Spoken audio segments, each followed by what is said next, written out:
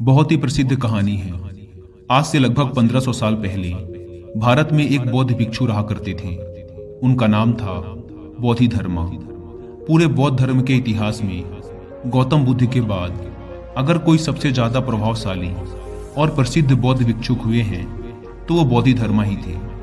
गौतम बुद्ध के बाद बोधिधर्मा ने ही बौद्ध धर्म को सबसे ज्यादा फैलाया था।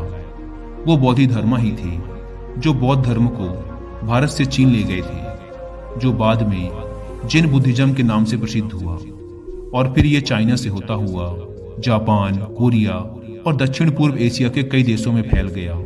उस समय चीन में जो सम्राट था उसका नाम था वू।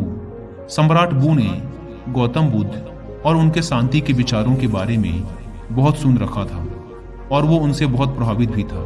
कहा जाता है कि सम्राट वू सालों इंतजार करता रहा कि महान हिमालय की दुर्गम घाटियों को पार कर भारत की ओर से कोई बौद्ध भिक्षु चाइना में आ जाए और उसे बुद्धिज्म व उसके विचारों के बारे में बताए। जब बोधिधर्मा चाइना पहुंचे तो बूढ़ा सम्राट वू उनसे मिलने आया। उस समय सम्राट वू मानसिक अशांति की समस्या से गुजर रहा था।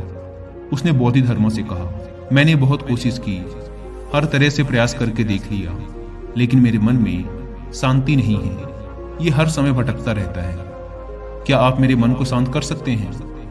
बोधिधर्मा ने कहा, कहाँ है तुम्हारा शांत मन? दो मुझे, मैं उसे अभी शांत करके देता हूं। सम्राट वू को कुछ समझ नहीं आया और वो चुपचाप खड़ा रहा। बोधिधर्मा ने कहा, ठीक है, मैं तुम्हारा मन शांत कर दूंगा, लेकिन इसके लिए तुम्हें कल सुबह 4 बजे अकेले मेरे पास आना होगा। और हाँ, याद रहे, अपना अशांत मन अपने साथ ही लेकर आना, उसे भूलना मत। सम्राट वू को यह जवाब कुछ अजीब सा लगा। वो उस पूरी रात सो ना सका। सोचता रहा कि कैसा पागल भिक्षु है, कहता है मन साथ लेके आना। भला मन भी कोई बाहरी सामान है जिसे मैं छोड़कर आ जाऊंगा?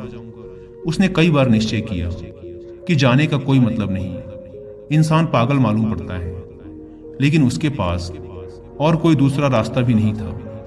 इसलिए उसने निश्चय किया कि वो एक बार उस भिक्षु के पास जरूर जाएगा। अगली सुबह 4 बजे सम्राट वू बोधिधर्मा के पास पहुंच जाता है। बोधिधर्मा आंखें बंद करके ध्यान में बैठे हुए थे। सम्राट के आने की आहट पाकर बोधिधर्मा अपनी आंखें खोलते हैं और सम्राट वू से कहते हैं, तो तुम आ गए? लाओ अब जल्दी से अपना अशांत मन मुझे दे दो, मैं उसे शांत करके तुम्हें वापस देता हूं। सम्राट वू ने कहा, ये आप कैसी बातें कर रहे हैं? क्या मन भी कोई वस्तु है जिसे मैं आपको दे दूं? ये तो मेरे अंदर है, मेरे सिर की हड्डियों के अंदर है। बोधिधर्मा ने कहा, तो इससे एक बात तो साफ है कि तुम्हारा मन तुम्हारे ही अंदर है। सम्राट ने कहा, हाँ, मेरा मन मेरे ही अंदर है। बोधिधर्मा ने कहा, तब फिर तुम अपनी आंखें बंद करके बैठ जाओ और अपने उस अशांत मन को अपने भीतर खोजो। जैसे ही तुम्हें तुम्हारा अशांत मन मिल जाए मुझे बताना, मैं उसे शांत कर दूंगा। बोधिधर्मा का ये जवाब भी सम्राट वू को अजीब लगा, लेकिन वो कर भी क्या सकता था। उसने अपनी आंखें बंद की और अपने मन में उठने वाले विचारों को देखने लगा। वह अपने अशांत मन को खोजने का प्रयास करता रहा। वह जितना अपने अंदर गया वह उतना ही अपने मन को खोजने में असफल रहा। कुछ घंटे गुजर गए, सूरज निकल आया था। सम्राट वू ने अपनी आंखें खोली। बोधिधर्मा ने पूछा, मिला तुम्हारा अशांत मन? सम्राट वू ने ना में सिर हिला दिया। बोधिधर्मा ने कहा, ठीक है, कल सुबह फिर आना और दोबारा अपने मन को ढूंढने का प्रयास करना। सम्राट वू वहां से चला जाता है। अगली सुबह 4 बजे फिर सम्राट वू बोधिधर्मा के पास आता है। बोधिधर्मा दोबारा सम्राट को आंखें बंद करके बैठ जाने के लिए कहते हैं। सम्राट वू दोबारा अपनी आंखें बंद करके अपने भीतर अशांत मन को खोजने का प्रयास करता है। वह जितना अपने अंदर डूबता चला जाता है वह उतना ही अपने मन और विचारों से दूर होता जाता है। आज सम्राट वू को बैठे बैठे दोपहर हो गई। अब उसने अपनी आंखें खोली। बोधिधर्मा ने पूछा, मिला तुम्हारा अशांत मन? सम्राट ने फिर से ना में सिर हिला दिया। अगले दिन फिर सम्राट सुबह 4 बजे बोधिधर्मा के पास आता है और बैठकर अपने अशांत मन को खोजने का प्रयास करता है। आज सम्राट को बैठे बैठे शाम हो जाती है। जाते वक्त बोधिधर्मा ने फिर पूछा, मिला तुम्हारा अशांत मन? सम्राट बू ने फिर से नामे सिर हिला दिया। बोधिधर्मा ने कहा, ठीक है, कल सुबह फिर आना। आज सम्राट बू सुबह 3 बजे ही आ जाता है और बैठकर अशांत मन को अपने भीतर खोजने लगता है। पूरा दिन गुजर जाता है, पूरी रात गुजर जाती है, लेकिन सम्राट बू अपनी आंखें बंद किए अपने अशांत मन को खोजता रहता है। बोधिधर्मा भी सम्राट बू के पास ही बैठ जाते हैं। वह जितना अपने अंदर उतरता गया वह उतना ही अपने मन को खोजने में असफल रहा। वह समझ चुका था कि अंदर मन जैसा कुछ भी नहीं है।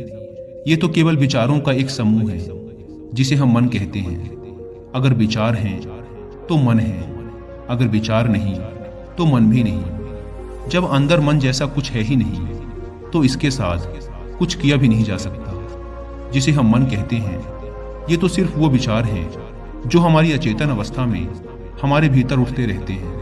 अगर हम अपनी चेतना में आ जाएं और जागरूक होकर जीने लगें तो यहाँ विचार जैसा कुछ नहीं रह जाता, और जब विचार नहीं तो मन भी नहीं। अब वो समझ चुका था कि बोधिधर्मा उससे बार बार ये क्यों कह रहे थे कि अपना मन मुझे दो, क्योंकि वो जानते थे कि मन जैसा कुछ नहीं होता। सम्राट बू ने अपनी आंखें खोली। बोधिधर्मा ने पूछा, मिला तुम्हारा अशांत मन? सम्राट ने कहा, अशांत मन तो नहीं मिला, लेकिन वो शांति जरूर मिल गई जिसकी मुझे तलाश थी। मैंने जब तक मन की तलाश नहीं की थी तब तक मैं बहुत परेशान रहता था, लेकिन जब मैंने तलाश की तब पाया कि मन जैसा कुछ नहीं होता। बोधिधर्मा ने कहा, जब भी तुम्हें अशांति महसूस हो तब आंखें बंद करके बैठ जाओ और अपने अंदर देखो कि ये अशांति कहाँ है, और तुम्हें तुम्हारे अंदर कोई अशांति नहीं मिलेगी। लेकिन हाँ, जब तुम खोजोगे तो तुम्हें तुम्हारे भीतर एक ऐसा इंसान जरूर मिलेगा जो बहुत ही शांत चित्त और स्थिर है। जैसे कि सम्राट बू ने महसूस कर लिया था कि मन कुछ और नहीं बल्कि हमारे विचार ही मन है। हम अपने विचारों पर नियंत्रण करके अपने मन को नियंत्रित रख सकते हैं। अगर हम अपने जीवन में देखें तो हमारे चारों तरफ ऐसे लाखों लोग हैं जो मानसिक अशांति से परेशान हैं। वो सभी इस मानसिक बीमारी से बाहर आना चाहते हैं, लेकिन उन्हें पता नहीं कि इससे बाहर कैसे आया जाए। और अगर कुछ लोग इससे बाहर आने का प्रयास भी करते हैं तो कुछ शुरुआती असफलताओं के बाद वो हार मान जाते हैं, और फिर ये मानसिक अशांति मरते दम तक उनके साथ रहती है। कई बार कुछ मानसिक विचार शारीरिक दर्द से भी ज्यादा दर्दनाक होते हैं, और ये इंसान का जीवन बहुत मुश्किल बना देते हैं। लोग इस मानसिक अशांति से गुजरते हैं क्योंकि वो कभी भी अपने अशांत मन को खोजने का प्रयास नहीं करते। वो कभी भी अपने भीतर झांक कर ये देखने का प्रयास नहीं करते कि असल में इस मानसिक अशांति का कारण क्या है। जैसे कि हमने ऊपर कहानी में देखा कि मन जैसी कोई चीज हमारे अंदर नहीं होती।